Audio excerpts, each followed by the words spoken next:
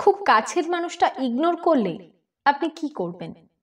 সে বন্ধুই হোক বা আপনার পার্টনারই হোক, যদি আপনাকে ইগনোর করে তবে আপনি কি করবেন? আপনিও কি তাকে ইগনোর করবেন, না তার সাথে বসে সমস্যাটা মিটিয়ে নেবেন? অবশ্যই পুরো ভিডিওটা দেখুন, তাহলে আপনার ঠিক এই মুহূর্তে দাঁড়িয়ে কি করা উচিত আপনি বুঝতে পারবেন। প্রথমত, যে আপনাকে ভালোবাসে, আপনিও যার কাছের মানুষ, সে আপনাকে কেনই বা ইগনোর করবে?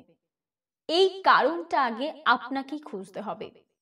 বুঝতে হবে সে কিছু নিয়ে অত্যাধিক ডিপ্রেশনে আছে নাকি, তার কাজের জায়গা দিয়ে কোনো প্রেশার, পারিবারিক কোনো সমস্যা, বা সে কোনো সমস্যার মধ্যে আছে নাকি, সেটা আপনাকে সবার আগে জানতে হবে। সবার আগে আপনাকে তার সাথে বসে কথা বলতে হবে। আর অবশ্যই অবশ্যই সেটা বাই ফোন না, আপনাকে তার সাথে মুখোমুখি বসে তার প্রবলেমগুলো বুঝতে হবে। তাকে প্রশ্ন করতে হবে যে সে কেন এরকম করছে। দ্বিতীয়ত, আমরা সবার আগে কি বুঝতে পারি বলুন তো, যে মানুষটা আমাদের খুব কাছের, সে যদি আমাদের অবহেলা করে, সে যদি আমাদের ঠিকঠাক রেসপন্স না করে, আমাদের সবার আগে কিন্তু সেটা চোখে পড়ে। আমরা সেটা ফিল করতে পারি যে মানুষটার পরিবর্তন হচ্ছে।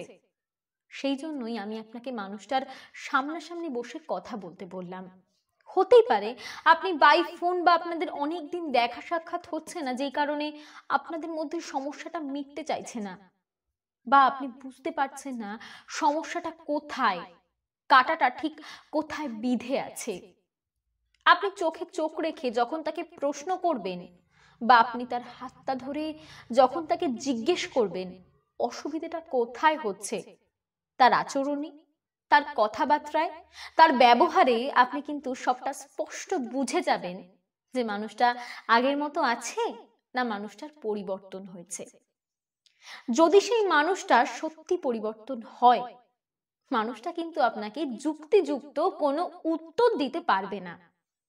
মানুষটা আপনার সেই প্রশ্নগুলোকে ইগনোর করবে। যদি এরকমটা তোমার সাথে হয়, তাহলে তুমি নিশ্চিত হতে পারো সেই মানুষটা তোমার সাথে আর সম্পর্কে থাকতে চাইছে না, বা হয়তো তোমার প্রশ্নে তোমার মুখের ওপর বলে দিল সে আর এই সম্পর্কে থাকতে পারবে না। আমি বলবো অবশ্যই সেখান থেকে সরে আসো, কারণ তুমি সেই মানুষটার কাছে তোমার সম্মান আর খুইও না। তোমায় বুঝতে হবে সেই মানুষটার কাছে তোমার কদর আস্তে আস্তে কমেছে। তাই যতই কষ্ট হোক, যত ইমোশনাল হয়ে পড়ো, অনেক দিনের সম্পর্ক ভেবে তাকে আর আকুতি মিনতি করে আটকে রাখতে চেও না। জোর করে কিন্তু কখনো ভালোবাসা পাওয়া যায় না। তুমি হয়তো তাকে এইবারের জন্য আটকে নিতে পারো, কিন্তু পরের বার সে এরকমটা আবার করবে না, তার কি কোনো গ্যারেন্টি আছে?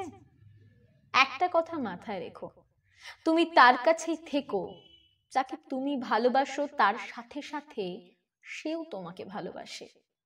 তোমার মনে হয় যে মানুষটা তোমার কথা না ভেবে তোমার হাতটা ছাড়ার জন্য প্রস্তুত হয়েই আছে, সে তোমায় ভালোবাসে?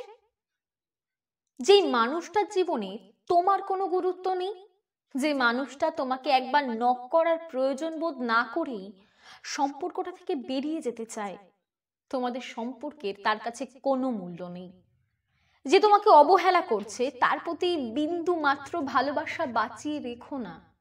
বলতে পারো কথাগুলো বলাটা হয়তো খুব সহজ, কিন্তু হুট করে ছেড়ে আসা যায় না।